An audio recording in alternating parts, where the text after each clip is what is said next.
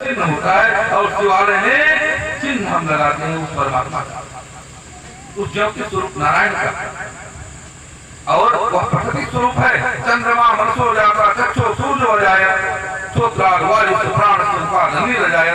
प्रकृति रूपी इस परंपरा का निर्वहन करते हुए हम प्रकृति के उपासक बने। हमने नदियों की उपासना की, गंगा का प्रतिनिधित्व करते हुए और उसे ब्रह्म के समान उसकी स्थापना की। हमने वृक्षों की उपासना की, पीपल आदि नीम तुलसी गुण की महत्ता के आधार पर हमने उनकी उपासना की।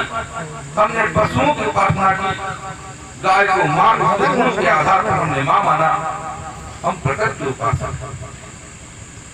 हम सर्वभौम सुखिना की परिपाटी के हैं। हमारी सनातन की व्याख्या निर्भय व्याख्या है और इस व्याख्या में जो हमारे पूर्वज थे, जो हमारे महापुरुष थे, जो सनातन के अभिरक्षक थे, जिनके संकेत पर हमारे प्रकृति का हमारे जीवन का संचालन होता था, हम उनको भूल गए। जब यह भारत स्वतंत्र हुआ तब राम राज्य को आधार मान करके महापुरुषों ने अनेक बलिदान दिए और भारत स्वतंत्र हुआ। कालांतर में हमारे पाठ्यक्रम से सेकुलरिज्म के आधार पर गणेश हटा दिया गया, क्योंकि सेकुलर हो जाता, सेकुलरिज्म नहीं था, गधा रखा। हम गणेश को भूल गए, गाँव से गणेश नहीं कहते हैं, इसलिए बच्चे गणेश की वह अतिथि देवो भव, मातृ देवो भव, पितृ देवो भव, आचार्य देवो भव की परिपाटी भूल गए। हमने बुला दिया राणा को, भगत सिंह को, शेखर, जौहर की पावन ज्वाला को, बची रात मुट्ठी भर को, जो रावण और फतेह सिंह को, रक्त सलूस माटी को, भामा के सर्वस्व दान को, स्वतंत्रता परिपाटी को, हाय भूल बैठे लक्ष्मी को, झरकारी को, झांसी को, कुरुक्षेत्र के चक्रपाणी को, शूलपाणी की काशी को। आदर्श विहीन हो गए। राम हमारी पूजा के वक्त हो गए, कृष्ण हमारी पूजा के वक्त हो गए और हम अपने को ही भूल गए। हमारे पास कोई तर्क का उत्तर नहीं है, क्योंकि हम अपने शास्त्रों का अध्ययन नहीं करते और इन कथाओं को केवल और केवल पूजा करके रखते हैं। पूर्ण प्राप्त करने के लिए इनका मनन चिंतन करते हैं, जीवन की शैली में उतारने के लिए नहीं करते। और तब जब हम आदर्शहीन हो गए, आप इसी हमारे समाज में हमारे भाइयों को देखो, 5 वक्त तक नमाज अदा करते हैं और कुरान के बताए हुए मार्ग पर चलते हैं। लेकिन हम जब हमारे पास आदर्श नहीं रहे तब हमने तो आदर्श बनाया बॉलीवुड के छक्कों को, सनी लियोनी की प्रतिभा को, उनके ठुमके झटकों को, भौतिकता में चोर अपराधियों ने ठल्लों को, ड्रग्स माफियाओं दलों को और सुई के छत। हुआ क्या? वह राम और कृष्ण जो हमारे आंगन में खेलते थे, जिनसे हमारे बुढ़ापे की लाठी थे, जिनसे हमारी तमाम आशाएं थी, वह पहन फटी पतलून झूम कर फैशन के रंग में लाके सेक्सी चिल्लाए और अधनंगे होकर नाचे। हुआ क्या? वृद्धाश्रम भरने लगे, माँ बाप का वह सम्मान नहीं रहा, श्रवण कुमार हम भूल गए। अभी राम मंदिर का निर्माण हुआ, 70 वर्षों के बाद एक आंधी आई सनातन की, हमारी आशाएं जगी, संस्कार जगने लगे। जो नए युवक थे उन्हें हिंदुत्व जागृत हुआ, लेकिन वह हिंदुत्व भ्रमित हिंदुत्व, क्योंकि आदर्श नहीं है। हमने केवल राम को पूजा का विषय बना लिया, राम मंदिर बनाया गया राजनीतिक तौर पर, राम को राजनीतिक बना दिया गया, गौतम बुद्ध को राजनीतिक बना दिया गया, जबकि बुद्ध हमारे अवतारों में श्रेष्ठ अवतार माने जाते हैं। सनातन की व्याख्या करते हुए भगवान बुद्ध धम्मपद में कहते हैं, नहीं मेरे रानी संबंधी उदाहरण अवेरेण संबंधी धम्मो सनातनो। और अब वही बुद्धावतार हमारे समाज में राजनीति का एक हिस्सा बन गया। कोई जय बुद्ध करते हैं, कोई जय राम करते हैं, गालियां तुझको मिलती हैं, ये अपना काम करते हैं। अरे वो आसमां वाले तेरी औकात बस नहीं कि भूखे भेड़िए नेता क्यों बदनाम। यदि सनातन में राम को, कृष्ण को, बुद्ध को हम अपने समाज के बीच में उतारें तब ये कथाएं सार्थक हैं और तब ऐसी राजनीति हमारे ऊपर नहीं चलेगी।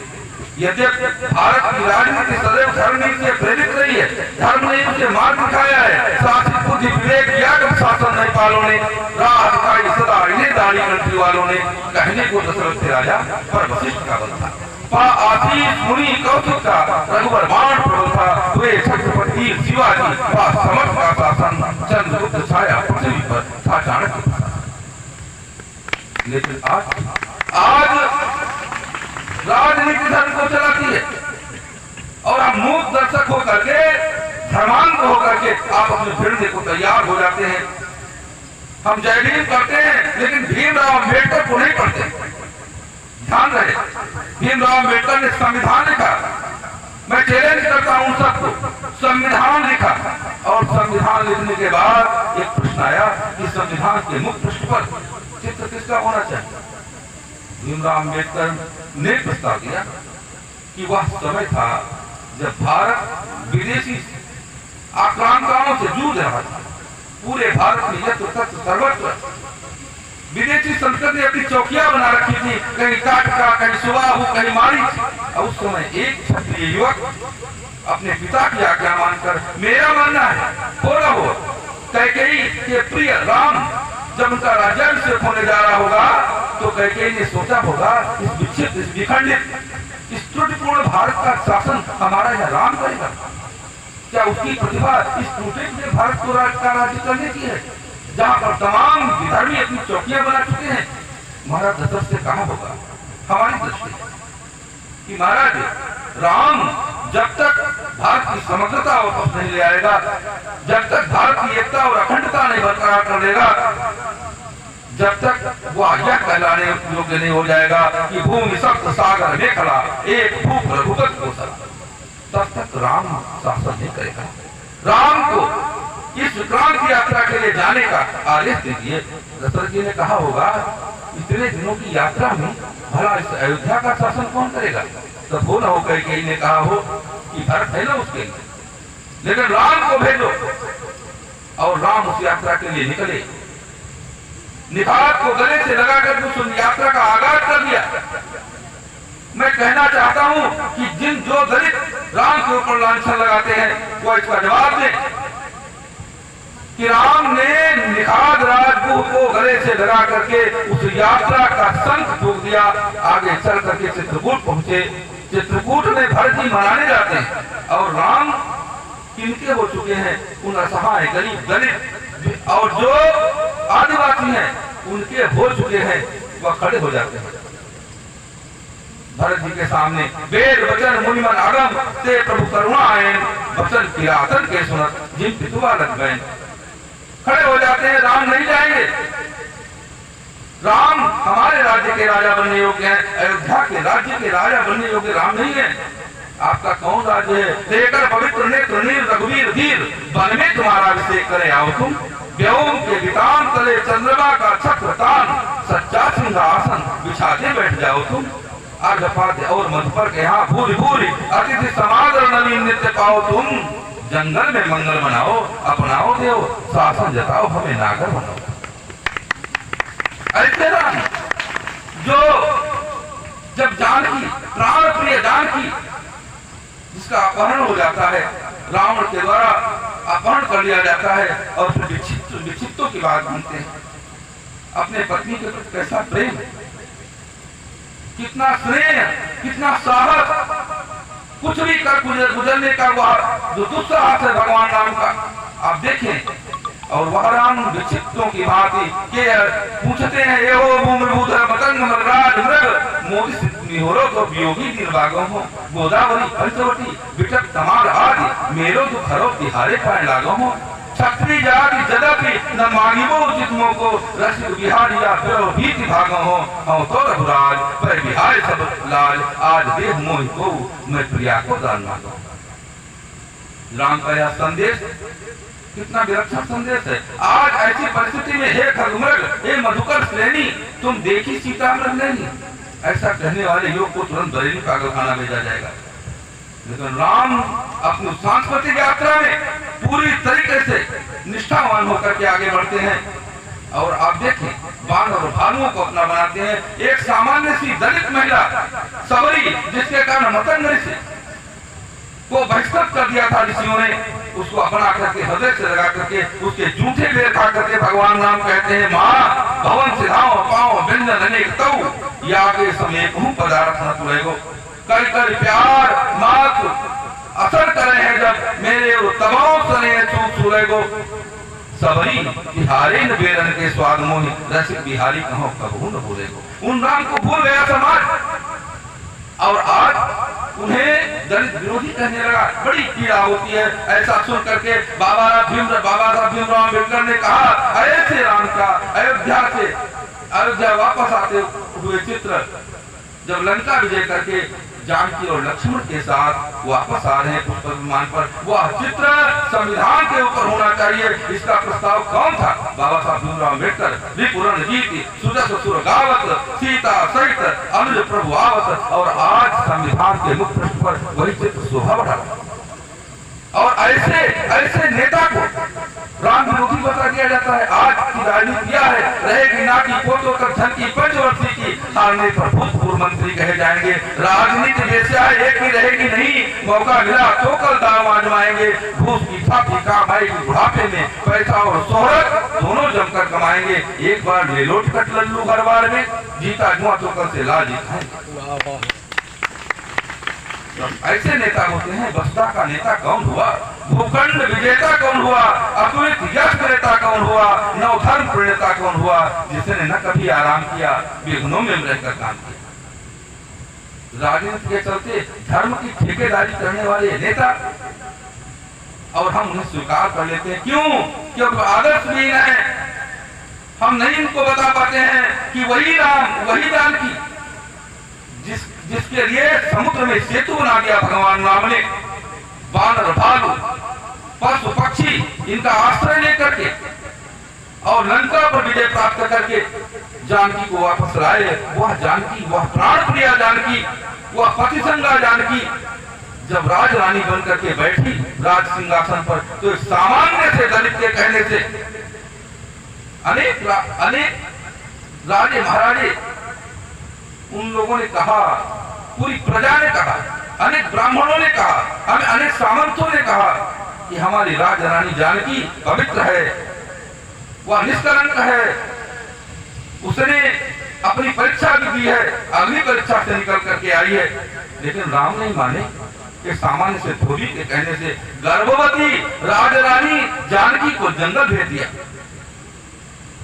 इनको कौन बताए कि भगवान वाल्मीकि जो चांडाल थे और राम नाम के व्याध थे, राम नाम की कृपा से महर्षि बने, उदार बने, दयालु बने, करुणाकर बने।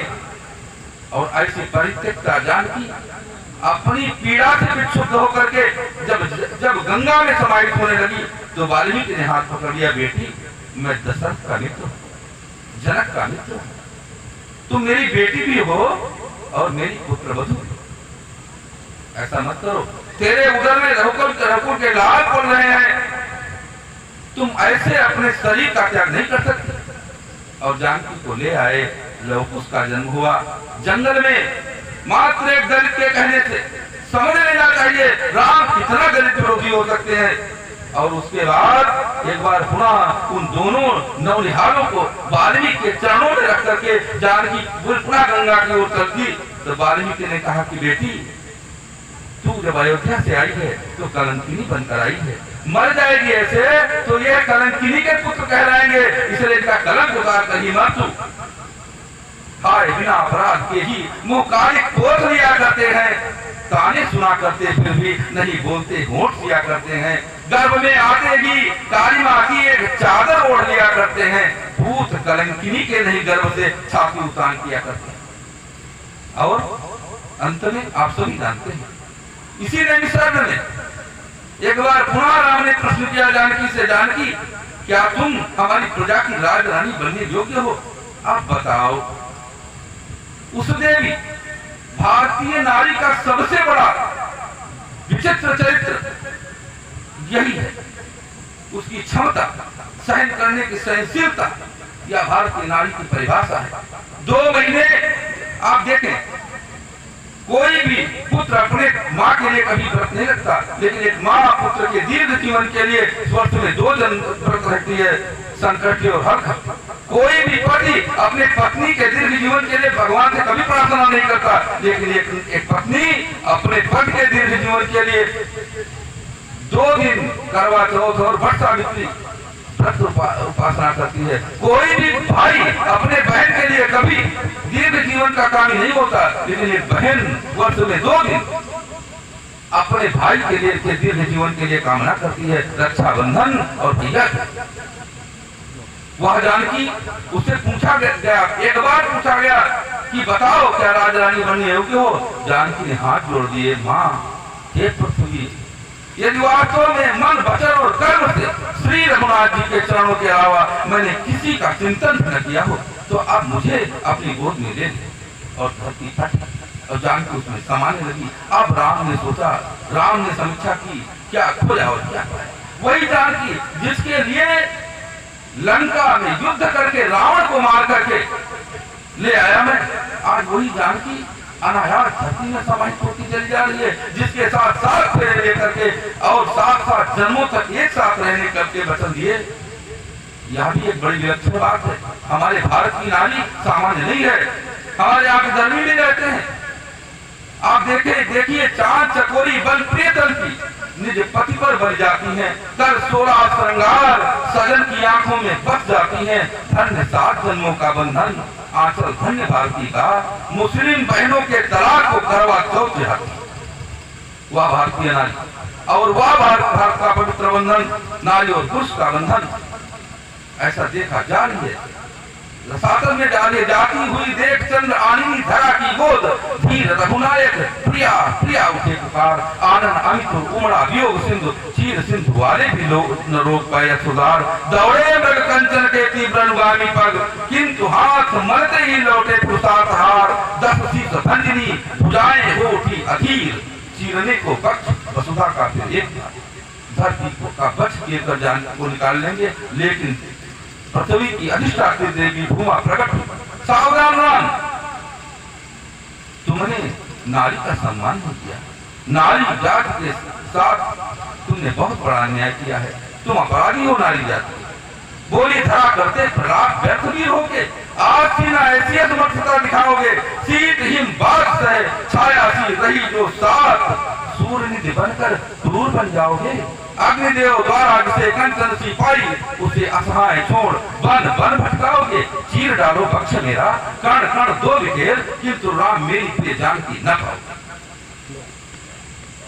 और वह राम आज उनके विरुद्ध षड्यंत्र किए जाते हैं। जगह जगह भगवान बुद्ध की कथाओं के नाम पर उन पर तमाम प्रकार के लांछन किए जाते हैं और हम सह लेते हैं, सुन लेते हैं और मौन रह जाते हैं। धिक्कार है हम पर। तब ऐसा क्यों करते हैं? क्योंकि हमारे पास बोलने के लिए ताकत नहीं है, हमारे पूर्वजों का वह शौर्य हमसे छिन गया है। नहीं तो हमारा स्वभाव है कि प्रणयंकर की कला मध्य आरती सुरंग सजाने दो, काल भाल पर चढ़कर भारत को निर्भीक बनाने दो, वीर शिवाजी की गौरव गाथा फिर से दोहराने दो, विजयी शंख बजाने दो और भगवा ध्वज फहराने दो। आवश्यकता है हम अपने इतिहास का अध्ययन करें, हम वापस आवे, वह प्राच्य भारत एक बार पुनः लाए, पुनः वह भारतीय परंपरा उसको भरा वह पताका लहराए, पूरे विश्व में लहराए। राम और कृष्ण हम सबको अपना बनाए, जो हमसे दूर चले गए हैं उनको भी अपना बनाए, जिनको जबरन मुस्लिम बना दिया गया। हमारी तो आशा है भारत की समग्रता तब है जब वह भी वापस आए। एक मोदी जी के बड़े मित्र थे, मेरे से भेंट करके उन्होंने आज मिले, हमने भी मिला उनसे, एक प्रश्न किया कि महाराज हिंदू मुसलमान भारत में लड़ रहे हैं, भविष्य भारत का सुखी कैसे रहेगा? मैंने कहा बताइए। बड़े दिनेश जी उनका नाम है, बड़े दिनेश जी, कौन यहाँ मुस्लिम है? कौन अरब से आया है? कोई अरब से नहीं आया। काशी मथुरा और भाग्यनगर इन सब पर अत्याचार हुआ, पतियों का कतलेआम हुआ, पतियों पर बलात्कार हुआ, दूध में उछाले फालों पर, तब इनको कलमा पढ़वाया था, जी भर के भारत गुरु का ग्रंथों में आग लगाया। अब क्या होगा? अब क्या होगा? अब ये होगा, हम लोगों को जगना होगा, उठना होगा और उनके दरवाजे पर जाकर कहना होगा, इनको याद दिलाना होगा और इनसे कहना होगा कि बाबर, खिलजी, तैमूर, रंग की कठिन मार तुम झेले हो शुद्ध सनातन रक्त, किंतु कीचड़ में गए ढकेले हो, कलमा पढ़ने को विवश, किंतु तुम सब भारत के अंशी हो, यदुवंशी हो, रघुवंशी हो, भामाकुलिया रघुवंशी हो। अब है समझ मेरे भाई, हम तुमको गले लगाएंगे, भाई प्रीत दिखाकर किसी तरह भाई को घर ले आएंगे, काशी मथुरा को पाकर भी हम कदम न अपने रोकेंगे, डीएनए टेस्ट कराएंगे, तुम पर भी दावा ठोकेंगे। भारत की समग्रता, भारत की एकता, भारत की अखंडता और वहां सनातन संस्कृति का जागरण स्थापना, उस राम के चरित्र की स्थापना, राम भारत की पर्यायवाची है, भारत की संस्कृति, उनकी स्थापना हमारे घरों में, हमारे आंगन में, हमारे गली और कूचों में राम की स्थापना होनी चाहिए, उनके चरित्र की स्थापना होनी चाहिए, तब वह मंदिर सुरक्षित रह पाएगा, नहीं तो फिर कोई गाजी, कोई बाबर तोड़ने के लिए तैयार हो जाएगा। इसके लिए हमें एक बार पुनः जागरूक होना पड़ेगा, सपने देखना पड़ेगा कि राम के हक का प्रतीक फिर एक बार बरसाएगा, वीर शिवा का वह भगवा फिर अंबर पर लहराएगा, शौर्य कथा गोविंद सिंह की भारत फिर दोहराएगा, एक बार फिर राष्ट्र हमारा स्वर्णिम खड़ हो जाएगा। आवश्यक है, जरूरी है, और इसके लिए क्या है आवश्यक, क्या है? हम घर घर में इतिहास का पठन पढ़ें। हमारे यहाँ पुराण इतिहास तो हमारे यहाँ राण शब्द से कहा जाता है, किसी की पति किसी का खत्म हो जाता है तो उस नारी को इतिहास मान लिया जाता है। राण शब्द गाली, कु माने पवित्र, राण माने इतिहास, अब कु माने खराब, राण माने इतिहास। खराब इतिहास पुराण है, पुराण जो है पवित्र इतिहास है, तो हमें पुराणों को पढ़ना है। अब लोग पुराण पढ़ करके अपने को गौरवान्वित करते हैं, अरे हमारे पास पुराण है तो पुराण नहीं पढ़ रहे। पुराणों को पढ़िए, रामचरितमानस को पढ़िए, और रामचरितमानस पढ़ते हो तो राम तुम्हें भी बनना होगा। चलो राम के पद चिन्हों पर अब इतिहास हमारे यहाँ संदेशात्मक तरीके से हम कहें, हमारे यहाँ यज्ञोपवीत होते, यज्ञोपवीत कब होते हैं? शादी, कल जनेऊ, अब परसों विवाह, कोई संस्कार, कुछ दिन तो उसे ब्रह्मचारी रहने का अवसर दीजिए भाई, कुछ दिन तो संध्या गायत्री करे, बाहर है ऐसा कि नहीं? आवश्यक है। हम कैसे अपने को सीखेंगे और जानेंगे? इसीलिए हम सिखा सूत्र से विहीन होते चले जा रहे हैं। लोग कहते हैं कि क्या है का क्या है का, ये ब्राह्मणों ने जातिवाद बना दी, यह वर्ण व्यवस्था ब्राह्मणों की बनाई है। मूर्ख, ब्राह्मण के वर्ण व्यवस्था बना दी? समीक्षा करिए, प्रकृति की बनाई हुई वर्ण व्यवस्था है। भगवान ने यह चरण बना करके इसकी बाउंड्री बना दी। इसका अधिदेवता पृथ्वी है और इसका कर्म है ऊर्जा प्राप्त करना। शरीर में इसे चरण कहते हैं और समाज इसे शूद्र। भगवान ने कहा भाई अब क्या होगा, एक कमरा बनाओ, का उस कमरे में क्या होगा, माल मत्ता रखा जाएगा। भगवान ने कमरा बनाया और कमरे में तमाम फैक्ट्रियां चल रही, छोटी आग, बड़ी आग, दिल, फलाना ठिकाना सब चल रहा है। कैसे क्या कहा, आकाश इसका अधिदेवता है और कंजूसी इसका स्वभाव है, रक्षा इसका स्वभाव है कंजूसी, बहुत जल्दी संग्रहणी हो जाता है, इसको बदहजमी हो जाती है पेट को। और आकाश इसका अधिदेवता है, धन संग्रह करना, संयोजन करना इसका स्वभाव है। समाज में इसे वैश्य कहा जाता है, तमाम फैक्ट्रियां वैश्यों के पास है, और शरीर उसे उधर कहा जाता है। फिर इसकी सुरक्षा के लिए भी कुछ चाहिए, कहा इसके ऊपर 2 खंबे लटकाते, वायु इसका अधिदेवता, रक्षा करना इसका स्वभाव है और सर्वत्र गति है इसकी। कहीं भी कोई लफड़ा हो तुरंत टप से मच्छर को मार देता है। शरीर में इसको भुजा कहते हैं और समाज में से क्षत्रिय कहते हैं। गंदा छूले तब पवित्र नहीं होता और पवित्र छूले तो पवित्र नहीं होता, इसे क्षत्रिय कहते। शासन करना इसका स्वभाव है। का भाई अब का बल और बलाधिक्य है, ये बल इसका स्वभाव है। कहा कि भाई बल यदि बुद्धि विहीन हुआ तो हमारे यहाँ सांड था बनगढ़ में, तो वो उसका बल तो था लेकिन बुद्धि नहीं थी, रास्ता रोक देता था, किसी को आने जाने नहीं देता। तो बल यदि बुद्धिहीन हुआ तो वह बल का दुरुपयोग करेगा। फिर कहा भगवान ने एक गोला बनाकर इसके ऊपर रख दिया। कहा क्या है? कहा इसका अग्नि अधिदेवता है। कहा फिर कहा तपस्या त्याग और इसका स्वभाव, बुद्धि इसका गुण, अग्नि इसका अधिदेवता। इसको शरीर में सिर कहा जाता है और समाज में ब्राह्मण कहा जाता है। जितने भी ज्ञानेंद्रियां इसको दे दी गई, आंख कान नाक मुंह, जो ज्ञानेंद्रियां है इसको दे दी गई और इसको पवित्र रहने का संकेत दिया गया। यह परमात्मा और प्रकृति के बनाई की द्वारा बनाई हुई व्यवस्था है, यह ब्राह्मणों ने नहीं बनाई। लेकिन हमारे पास हम बता नहीं सकते, कैसे बताएं?